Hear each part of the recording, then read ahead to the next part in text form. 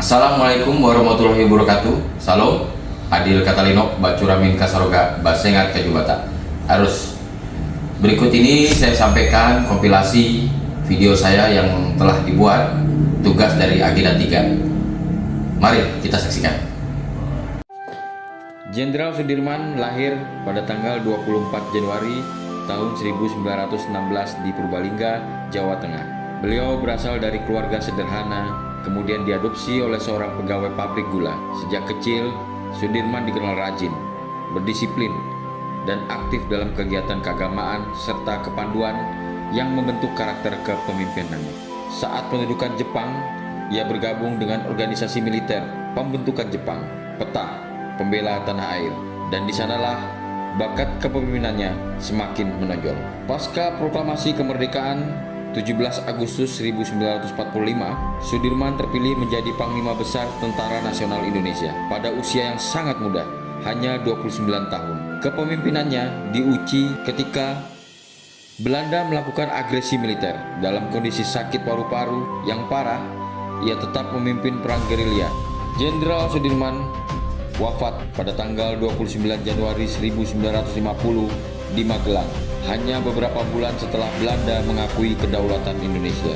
Ia dimakamkan di Taman Makam Pahlawan Semaki, Yogyakarta. Atas jasa dan pengorbanannya, beliau dikenang sebagai Jenderal Besar TNI pertama dengan pangkat bintang 5 dan menjadi simbol keteguhan, kerendahan hati, serta semangat perjuangan bangsa. Saya memilih sosok Jenderal Sudirman karena beliau merupakan pemimpin yang tangguh, tegas, berprinsip, pantang menyerah, serta memiliki jiwa patriotisme dan nasionalisme yang tinggi. Kepandaiannya dalam memimpin pasukan disertai dengan sikap rendah hati dan kesederhanaan menjadikan beliau teladan sejati. Jenderal Sudirman juga merupakan Jenderal Bintang 5 dan dijuluki Bapak Gerilya Indonesia atas perannya dalam mempertahankan kemerdekaan Indonesia. Meskipun beliau telah tiada, nilai-nilai kepemimpinannya yang dicontohkan tetap relevan, bahkan hingga saat ini. Atas dasar itulah, saya berkomitmen untuk menjadi pemimpin yang mewarisi nilai-nilai beliau, sekaligus menjaga kerendahan hati dalam setiap langkah kepemimpinan saya.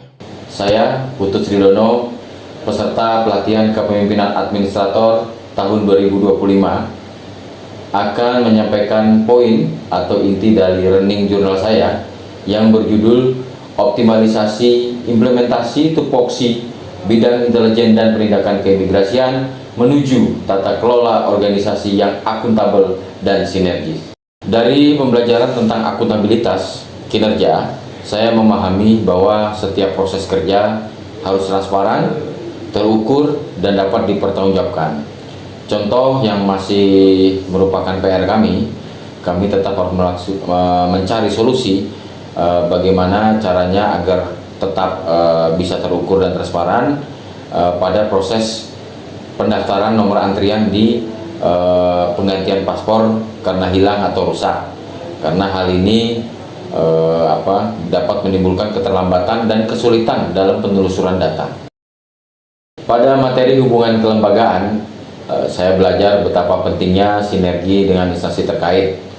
Dalam hal ini, kita tetap harus menjaga hubungan baik dengan instansi terkait karena berkaitan dengan data dan informasi yang harus kita peroleh agar akurat. Memang di dalam pelaksanaannya kadang timbul ego sektoral. Namun demikian, ini kita jadikan tantangan untuk mencari solusi agar hubungan kelembagaan ini berjalan dengan baik.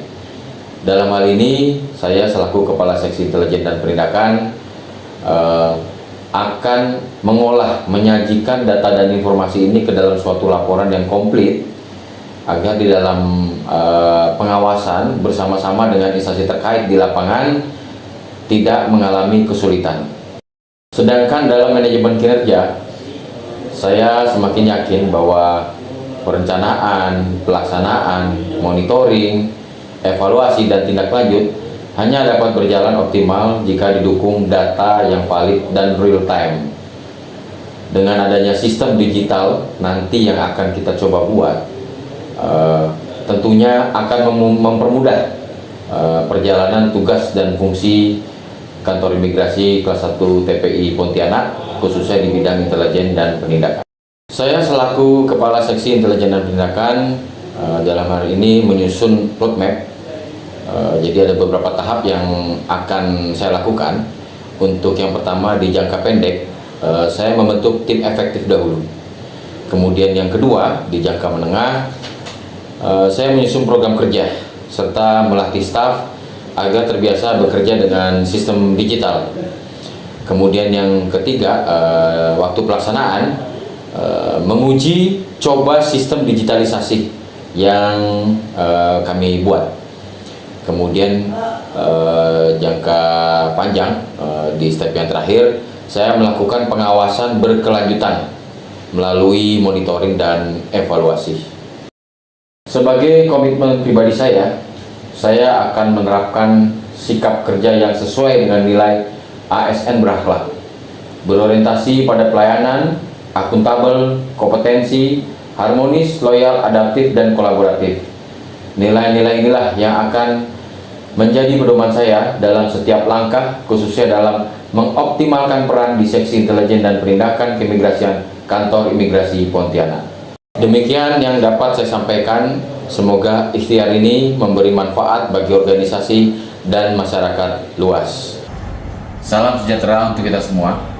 Saya Putu Sridono, peserta pelatihan kepemimpinan administrator tahun 2025, akan menyampaikan inti dari learning journal saya yang berjudul Penguatan Administrasi Keuangan Negara dan Pengelolaan Risiko dalam Mendukung Tugas Intelijen dan Penindakan Keimigrasian di Kantor Imigrasi Kelas 1 TPI Pontianak. Dari pelatihan ini, saya memahami bahwa pengelolaan keuangan, terutama pengelolaan keuangan negara, adalah kunci terciptanya tata kelola pemerintahan yang transparan, akuntabel, dan efektif. Sedangkan manajemen risiko adalah pendekatan penting agar hambatan, kerugian, maupun ancaman dapat diantisipasi sejak dini. Menurut data BPK Republik Indonesia tahun 2023, masih ditemukan banyaknya kelemahan, terutama kelemahan sistem pengendalian internal dan ketidakpatuhan dalam pengelolaan APBN dan APBD. Kemenkeu tahun 2022 mencatat tingkat kepatuhan laporan anggaran mencapai 92%, tapi masih ada 8% yang terlambat atau tidak disesuaikan.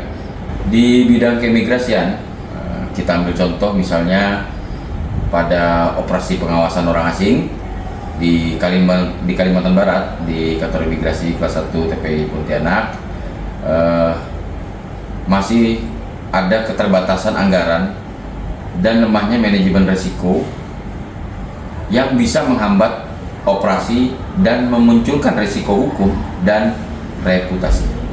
Untuk pembahasan yang pertama mengenai diagnosis organisasi, bahwa administrasi keuangan masih berorientasi pada kepatuhan administratif, belum berbasis kinerja. Kemudian literasi dan manajemen keuangan serta pengelolaan anggaran di kalangan pegawai masih terbatas. Dan yang ketiga, budaya manajemen risiko belum melembaga.